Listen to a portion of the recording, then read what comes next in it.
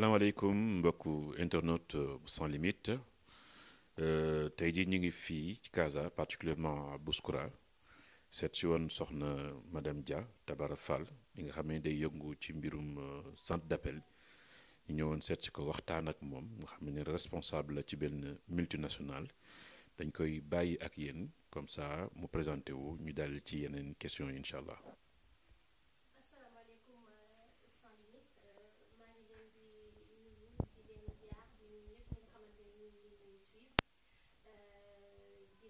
si seet si bi ngeen ñu seet si tey alors man la Ndeye Tabara Fall madame Dia donc c'est une Sénégalaise résidente au Maroc depuis 20 ans donc effectivement di évoluer dans le secteur de l'offshoring ñoo koy gën a xam ci centre d'appel dans une multinationale bu nekk fii bu tudd Connecta voilà. Donc ñuy liggéey avec de grands opérateurs européens yoo xamante ni dañ fi nekk dont je tairai les noms mais effectivement alhamdulilah ñuy sant yàlla ñu am expérience bu assez intéressante quand même dans le monde des centres d'appel expérience boo xamante ni tey moom la ñu fas yéene partager ak suñu mbokku sénégalais yi nga xamante ni ñoo nekk fii maanaam d'ici et d'ailleurs. jërëjëf soxna Tabara dañoo seetlu ni fii ku ne Maroc. ne offshoring mooy maanaam centre d'appel te li ci ëpp ci secteur bi nga xam ne ni mooy employé sénégalais yi fii ñëw Maroc mooy secteur offshoring bi nag mooy centre d'appel yi ñaare sénégalais bu jógee Sénégal day ñëw Maroc liggéey bi mu war a def mooy liggéeyu centre d'appel yéen ñi yàgg ci milieu bi ba tey ji ngeen occupé ay postes de responsabilité nekk cadre ci boîte yooyu la ba xam ban yoon yan critères lañu war a xool ci nit ki mu ne kii war naa mën a liggéey ci centre d'appel. Alors centre d'appel yan critères ngay war a am pour mën ci liggéey contrairement ak yeneen secteur d'activité yi premier critère bi nga xamante ni moom nga war a am mooy un très bon niveau de langue ça c'est important parce que yeneen secteur d'activité yi nga xamante ni moom ngay gis par exemple su fekkee da nga bëgg a liggéey dans l'industrie et cetera il faut nga nekk nga am nga jàng ci domaine boobu noonu par exemple il faut nga nekk scientifique wala nga nekk littéraire et cetera pour liggéey wala évoluer dans le domaine des centres d'appel il faut nga am un très bon niveau de langue parce que li nga xamante ni dañ la ko fay jàngal nekkul loo xamante ni dafay nécessiter benn niveau d'étude bi mais il faut nga quand même nga am niveau de langue bi nga jàng ba mën a discerner mën a comprendre bu baax li ñu lay wax ba pare am cette facilité de communication am voilà un très bon loolu la ñuy wax un très bon relationnel dafay nekk des expressions yoo xamante ni ça revient assez souvent dans le domaine des centres d'appel dañ naan la il faut avoir un très bon relationnel il faut avoir le verbe facile il faut avoir un très bon niveau de langue donc loolu ngay soxla dans un premier temps pour mën a liggéey dans un centre d'appel après li ci des yépp c'est de l'accompagnement c'est de l'amélioration continue c'est-à-dire centre bi nga nekk di liggéey ñoom ñoo lay accompagner pour nga am aptitude yooyu noonu mais dafa am li nga xamante ni mooy akii bi ak inné bi li ngay indaale ak li nga xamante ni ñoo koy def ci yow li ngay indaale mooy verbe facile bi mooy niveau de langue bi et cetera loolu moom mooy indaale ak li nga xam ni moom la ñuy def ci yow mooy amélioration continue yi mooy li ñu lay accompagner dans le cadre de la formation continue voilà. D'accord léegi nag ku ne xam ne ni Sénégalais yi ñëw fii au niveau du Maroc di liggéey ci offshoring jaxasoo fekk seeni nawle ci nga xam ne ay marocains nañu mel noonu la souvent les gens ont tendance à demander ba xam même traitement bi la ñu am diggante ki nga xam ne mooy sénégalais bi ak marocain bi est-ce que même traitement bi la ñuy am alors est-ce que même traitement bi la ñuy am j'ai envie de dire oui même traitement bi la ñu am parce que c'est le même contrat qui les régit c'est les mêmes employés c'est le même contrat il y a aucune différence contrat bi nga xamante ni moom mooy régir marocain bi c'est le même contrat bi nga xamante ni moom mooy régir sénégalais bi d'ailleurs sénégalais bi liggéey ci centre d'appel bi amul un contrat étranger contrat marocain bi muy am même contrat bi moom lay am donc il y a aucune différence maintenant sénégalais bi nga xamante ni moom dafay liggéey si nekk ci dëkku naar bi moom moo war a am benn niveau d'exigence bi nga xamante ni moom moo koy amal boppam moo naan man damaa jóge sama dëkk ñëw dëkku jàmbur c'est-à-dire que même su fekkee ni dañ maa jàppee de la même manière que ki ma fi fekk si man maa war a rehausser sama niveau d'exigence ba nga xamante ni damay teg sama bopp fu sori ba nga xam ni même su dee dañ maa jàppee comme ki nekk fii man maa war a gën a exemplaire que ki ma fi fekk parce que man dëkkuma fi donc mi ngi mel ni nga nekk ci kër tey jii dëkkoo fi même suñu la jàppee ni ki nga xamante ni doom ju ñu jur ci kër gi la yow dangaa war a toujours joxe le bon exemple ba nga xamante ni doo tas yaakaaru ñu nekk ci kër gi donc voilà mais le traitement c'est le même contrat hein. Ils sont régis par le même contrat c'est les mêmes textes, il y a aucune différence. Absolument, vu que donc am na convention du droit d'établissement. Exactement. Xam ne donc moom mooy lié Sénégal ak Maroc. Normalement, donc, c'est le même traitement, donc, parce que même contrat, quoi. Alors, juste pour revenir sur cette convention du droit d'établissement, bien Hamantani Renla am 60 ans, je reviendrai sur l'article 5 de cette convention-là. Il faut voir très clairement que le Marocain, au même titre que le Sénégalais, ils sont régis par le même droit de travail, et il y a un droit, régir le Marocain ici au Maroc. Donc, il n'y a pas de différence. Convention, donc, droit de travail, régir marocain bi fini même droit bobu noonu mom moy régir le Sénégalais qui est ici au Maroc donc lolu mom lañu mentionné ci convention bobu noonu. Vu que lolu mo nek ci convention et que nous avons les mêmes droits. Est-ce que en tant que Sénégalais mën nga évoluer ci biir boîte bi? Ah mais je pense que je suis l'exemple le plus parlant hein. Parce que man j'ai évolué dans un centre d'appel. Bi may démarrer ci centre d'appel bi j'ai démarré en tant que téléconseillère. C'est-à-dire que je vais démarrer en tant que téléconseillère. Donc, du tac casque comme tout le monde, de Mogno, du tac casque comme tout le monde. Après, j'ai évolué en tant que. J'ai été. Col 2. Col 1 l'a commencé. Après, madame Col 2. Donc, de passage, je me remercie. Nous avons accompagné une évolution. Après, je en tant qu'opératrice qualité. Moi, je suis coach qualité. Après, je suis en tant que formatrice. Après, on m'a donné la chance d'être superviseur. Donc, j'ai fait de la supervision. Après, je suis en tant que responsable qualité et formation. Puis, je suis responsable qualité et formation. On m'a confié une activité. Après, mon directeur confié une deuxième activité. Vous confiez en même temps 3 activités. Je fais 2 sites en même temps. Donc, je fais un site, je fais un site, je fais en même temps. Donc, depuis lors, je pense que ça va bientôt faire, ça va bientôt faire 9 ans que je suis responsable qualité formation. Et actuellement, je gère 2 activités de 280 personnes de digital et de voix. Donc, je pense que moi, mon exemple, et je ne suis pas la seule, hein, je ne suis pas la seule personne. Il y a d'autres personnes, je donne l'exemple de Diarasek qui est responsable opérationnel, Astoumay aujourd'hui qui est responsable à OL et bien d'autres personnes, des Sénégalais qui sont là, qui ont évolué dans les centres d'appel. Donc, c'est tout à fait possible, il faut y croire. Donc, dans le centre d'appel, métier de comme ñenn ñi ñu koy jàppee ne c'est un tremplin juste pour se faire de l'argent voilà bokk awma lii xaar ma dem langaamu ci le temps que ma pare jàng yu mel noonu mais métier la boo xam ne ni nit mën na ci évoluer occuper ci ay postes de responsabilité yoo xam ne nii yu bokkul ak rek bay takk ay casque naan allo. Alors ça serait dommage quand même d'avoir cette image. Bon, c'est vrai qu'à amna nit yoo xam ne dañuy véhiculer image boobu mais ce qu'on doit retenir des centres d'appel du métier de l'offshoring c'est que aujourd'hui c'est une structure comme toute autre structure. C'est une société boo xamante ni dafay am comptable am juriste am donc corps de métier yëpp dañ koy soxla. C'est une société boo xamante ni dafay am ñuy jël appel dañuy soxla ñoo xamante ni ñooy gérer ñuy jël appel dañuy soxla ñoo xamante ni ñooy déglu ñuy jël appel donc c'est toute une organisation. Donc quand on dit organisation on parle de hiérarchie. Quand on parle d'hiérarchie on parle de poste et quand on parle de poste on parle d'évolution donc bul xalaat rek yow booy ñëw gëmal sa bopp nga ne man dama ñëw pour évoluer dama ñëw pour liggéey si ñëwuma pour yem fii rek après quand tu te dis que da nga ñëw pour yem fii wala nga ñëw nga ne ah mais non de toute façon on est 250 j'ai aucune chance d'évoluer je vais te dire bah écoute c'est comme les gens qui sont au Sénégal qui font du droit qui disent que on est 1000 personnes je vais pas réussir tu vas jamais réussir et pourtant il y a des gens qui deviennent des juristes des gens qui deviennent des avocats des gens qui deviennent des juges et pourtant c'était des personnes parmi des milliers comment ils ont fait pour réussir ils y ont cru donc il faut y croire tout simplement et quand tu mets toutes les chances de ton côté tu y arrives. D'accord. Donc, quand tu mets toutes les chances de ton côté, tu peux y arriver. Et j'ai envie de poser la question de savoir, donc, est-ce que le métier offshoring, ça fait vivre l'homme, quoi? Ah, alors, est-ce que le métier offshoring, moi je te dis oui. Alors, je te dis oui parce que moi, c'est avec ce métier que je gagne mon pain. Je dis Alhamdoulillahi Rabbil Alamin. Maa ngi sant Yàlla ñëwuma kenn.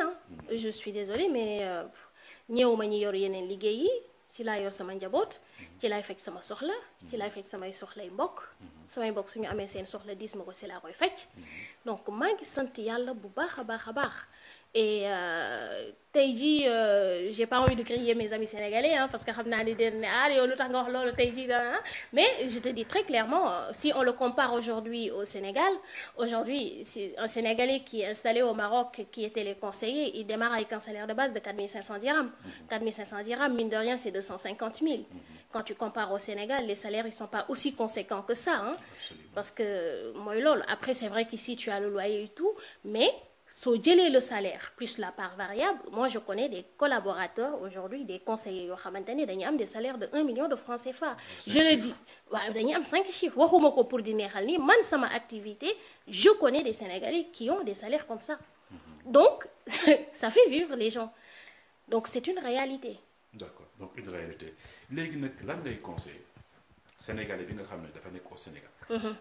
mu bëgg am yéene ñëw Maroc. bëgg liggéey ci offshoring am na profil bi bëgg na ñëw tenter et actuellement nii avec cette loi 2-3 qui a été activée nga xam ne ni ci ñetti weer war na mën a ñëw trouver un centre war a mën a passer un entretien war a mën a jaar ci période d'essai war a mën a déposer ay kayit lu kooku loo koy conseiller.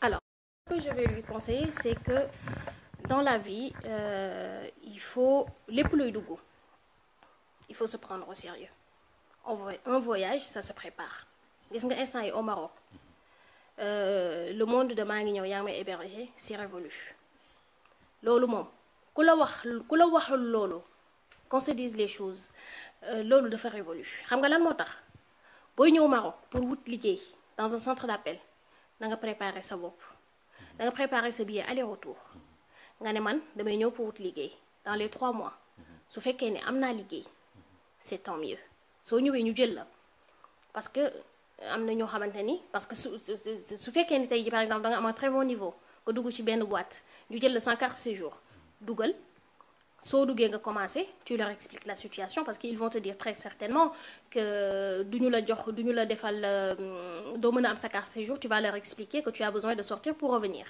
donc da ngay activer sa billet pour 3 mois soo defee sa 2 mois et demi tu sors et tu reviens soo ñëwee nga defar say papiers mais booy ñëw nga wut sa chambre boo xamante ni fa ngay nekk ñu gérer la ko un truc modeste t'as pas besoin d'un truc très compliqué tu vas démarrer tout petit wut sa chambre boo xam ne cheru sànni fa sa matelas mettiwul soo xëyee t'as pas besoin d'être dans du truc compliqué doo lekk lu metti de ko fi di lekk ay ceeb ak yooyu nga takk sa biir pendant 3 mois en attendant nga nekk à l'aise mais il faut un voyage se prépare da ngay liggéey ji pour wuti daf lay jaral nga toog préparer ko ba mu mat nga ñëw daal di tenter sa chance mais active ton billet de 3 mois tu viens après tu repars et tu reviens. tukki daal dañ koy waajal. tukki dañ koy waaj il faut se prendre au sérieux. mettre les moyens qu'il faut. mettre les moyens voyager pour y arriver. gannaaw bi nga amee information yi. exactement gannaaw bi nga amee profil bi mel noonu la. exactement mais ànd ak loolu ki nga xam ne dafa waajal tukkeem.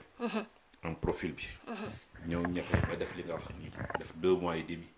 waajal boppam pour génn war a mën a duggaat. léegi dafa am loo xam ne lu paradoxal. ñu seetlu. mooy mbirum CNSS. tey jii am na ñoo xam ne nii ay agent lañ. ay conseil lañ. ñu ngi liggéey ci benn structure. ñu nee déclaré na leen CNSS. bu ñu demee CNSS dañu mën a am seen CNSS. te ñu nañ koy dagg ñoom ci seen salaire de base. te mënuñu am CNSS parce que dañ ne ñoom passeport lañu yore donc mënaguñu am carte séjour. donc boo demee police mënuloo déposer carte séjour tant que amuloo CNSS. c'est-à-dire que donc c'est sans le CNSS tam mënuloo ko déposer parce que passeport nga yore. léegi nag loolu lan nga ci lan situation boobu lan nga ko mën a expliquer. alors situation boobu nan laa ko mën a expliquer c'est une situation qui est très compliquée et d'ailleurs je pense que côté boobu noonu di nga me permettre me def me ubbi fa quand même benn parenthèse parce que je vois tout de même et c'est important qu'on en parle la situation des Sénégalais d'insertion des Sénégalais dans le monde de l'emploi au Maroc dafa commencer ça devient de plus en plus compliqué. Et ça devient problématique et avant c'était pas le cas. Moi je me rappelle très bien à l'époque bu ma doon wut liggéey dans les centres d'appel je suis venue avec mon passeport. Bon c'est vrai que j'avais une carte séjour mais à peine je suis venue avec mon passeport j'ai été recrutée. Après il y a plusieurs choses qui ont expliqué cette situation. Je vais pas revenir sur les causes mais man xam naa lu ko expliquer parce que tout de même ça fait 14 ans que je suis dans le secteur donc xam naa lan moo tax lu compliqué lii après loolu ça va être un autre débat mais man xam naa li indi lii nii lan moo tax tous les centres se sont braqués et ils ont commencé à corser les choses xam naa lu ko indi mais je pense qu'il est important tout de même et c'est là où je vais interpeller plutôt nos autorités.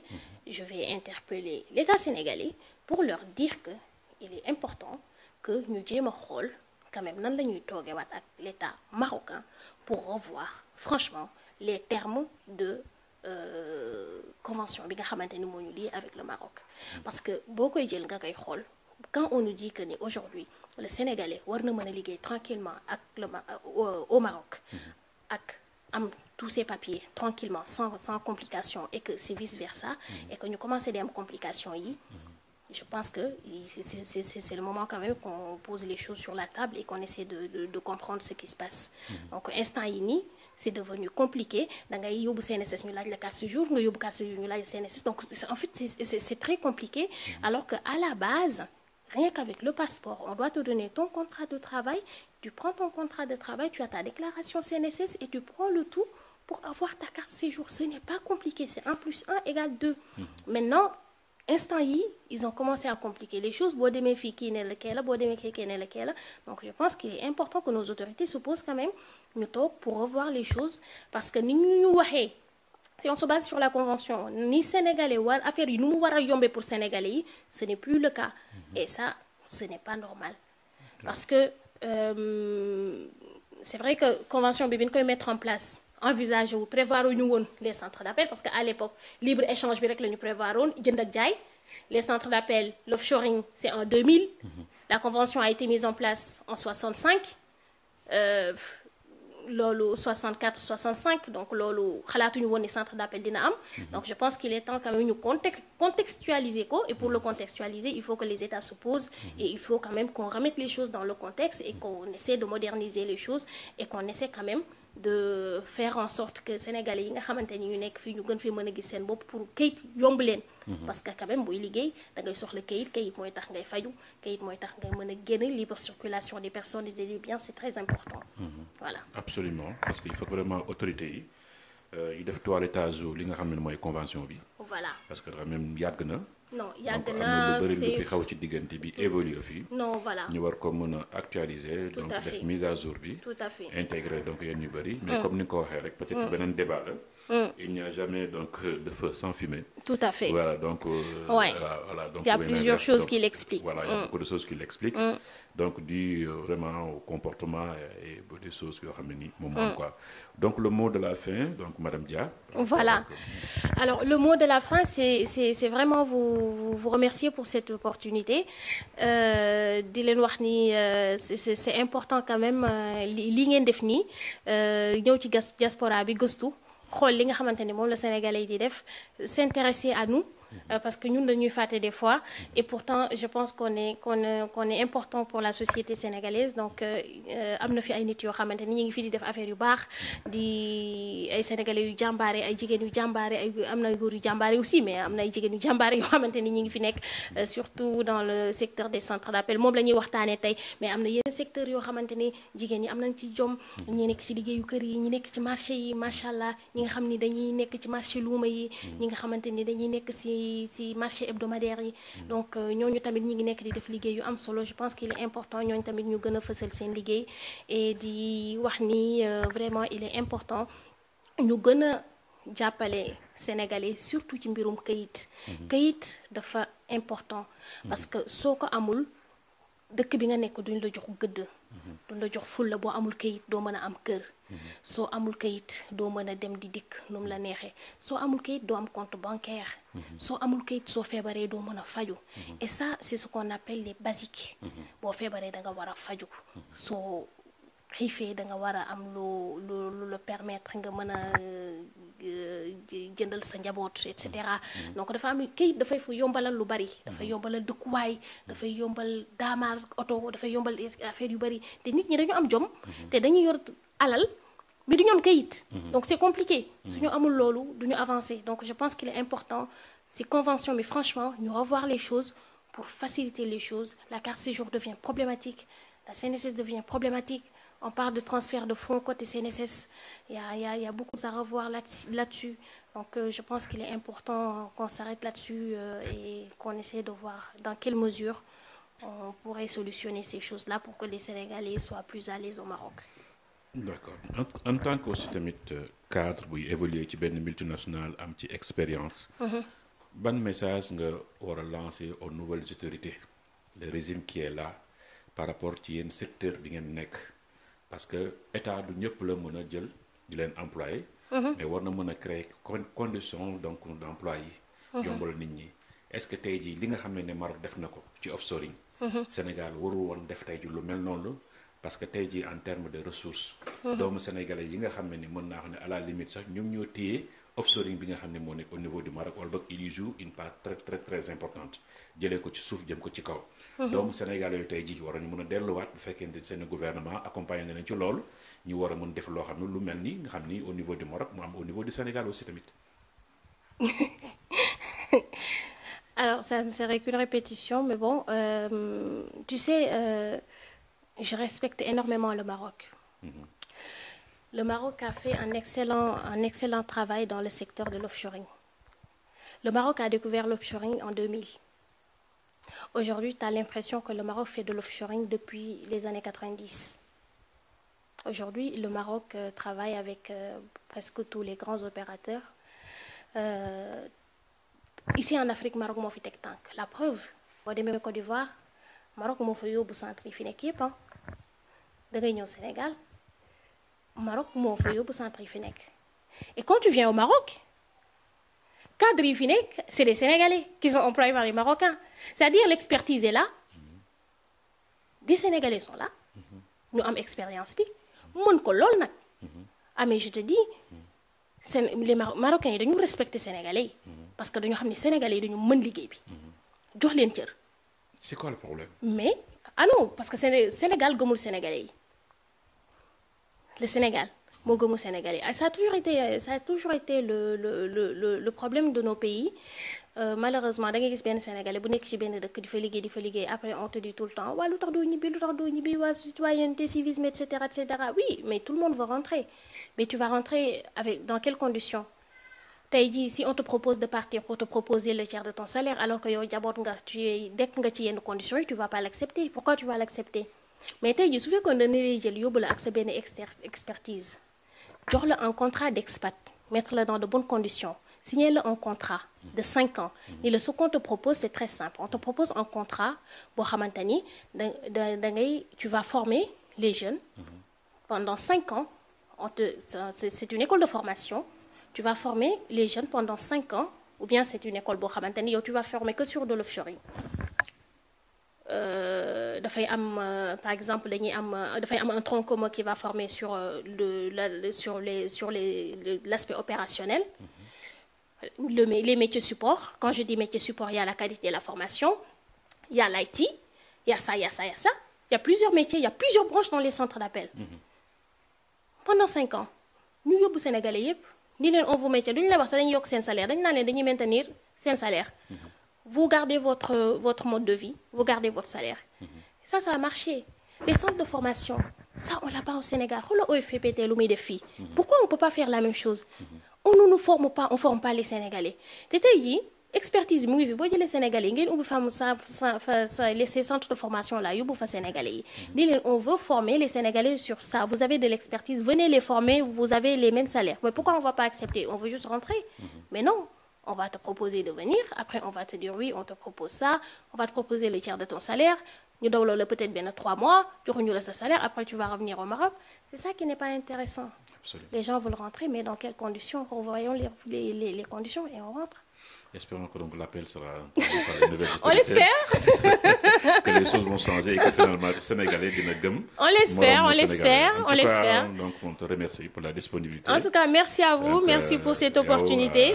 Monsieur Dia, donc, et toute la famille, de nous Merci avoir beaucoup. accueillis donc chez vous tardivement Merci. donc le soir. Merci, Cela c'est veut pas dire que, grave. donc, voilà bëgg seen réew sans s'impliquer wu même noonu. Ça limite donc vous remercier. Et puis, Merci au beaucoup, revoir. merci. Merci, au revoir. Au revoir.